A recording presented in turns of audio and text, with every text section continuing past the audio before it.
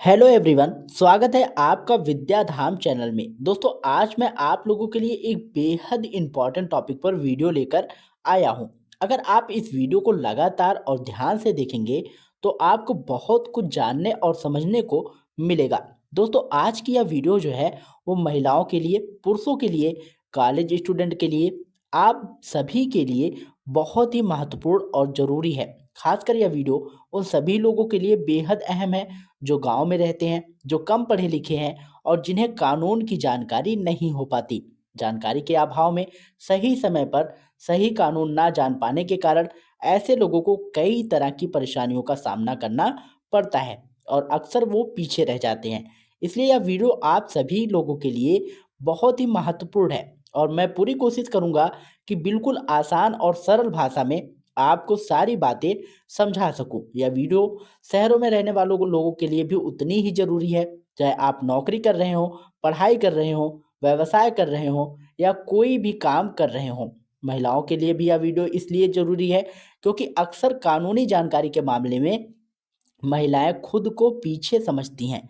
कई बार ऐसा माना जाता है कि कानून सिर्फ पुरुषों को ही जानना चाहिए, जबकि ऐसा बिल्कुल भी नहीं है। जो महिलाएं कानून वीडियो नहीं देखती हैं, उन्हें भी यह वीडियो ज़रूर देखना चाहिए। कई बार ऐसा होता है कि कुछ कानूनी बातें आम लोगों को समझने में कठिन लगती है।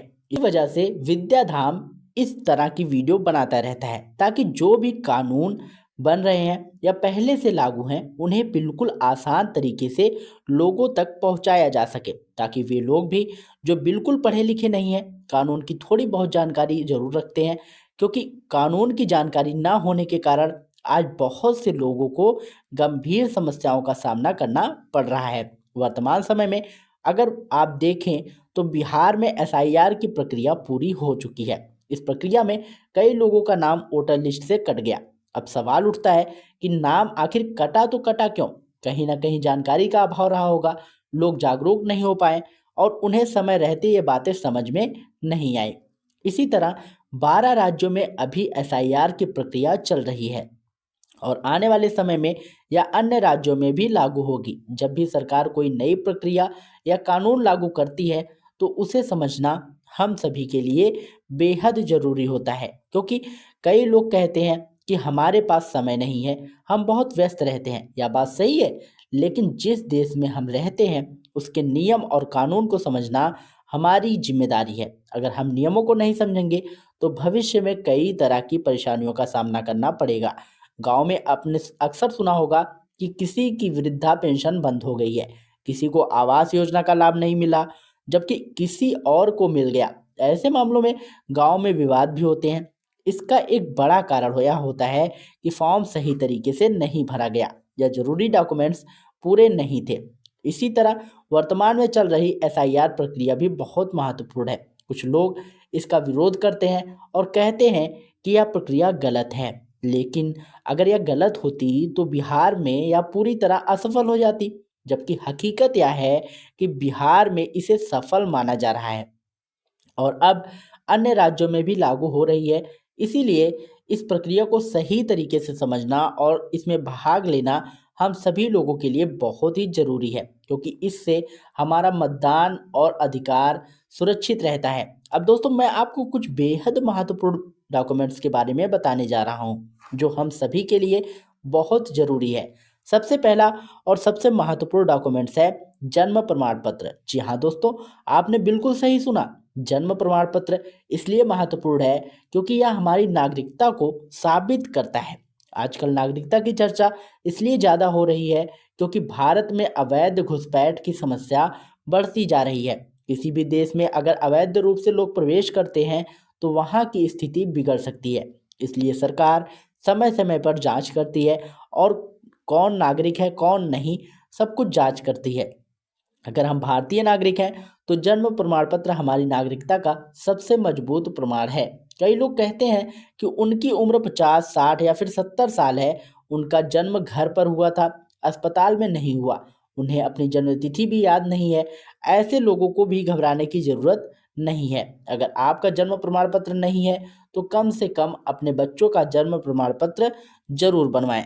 इसके अलावा दूसरा महत्वपूर्ण डॉक्यूमेंट्स है पासपोर्ट। जी हाँ दोस्तों, पासपोर्ट भी नागरिकता का प्रमाण है, लेकिन गाँव में रहने वाले अधिकांश लोगों के पास पासपोर्ट नहीं होता, क्योंकि पासपोर्ट वही लोग बनवाते हैं जिन्हें विदेश जाना होता है। इसलिए हर व्यक्ति के पास पासपोर्ट नहीं होता और पासपोर्ट होना जरूरी भी नहीं है।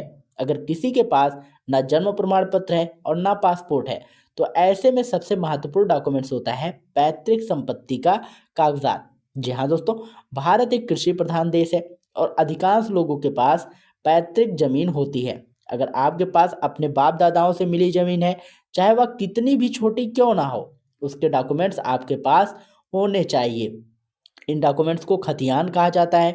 खतियान न केवल आपकी संपत्ति को सुरक्षित करता है, बल्कि आपकी नागरिकता को भी साबित करता है। हमारे देश में नागरिकता जन्म के आधार पर, वंश के आधार पर और रजिस्ट्रेशन के आधार पर मिलती है। पैतृक संपत्ति और वंशावली यह साबित करती है कि आप उसी वंश से हैं जो पीढ़ियों से भारत में रह रहा है। इसी कारण जमीन सर्वे की समस्या वंशावली पर इतना जोर दिया गया था।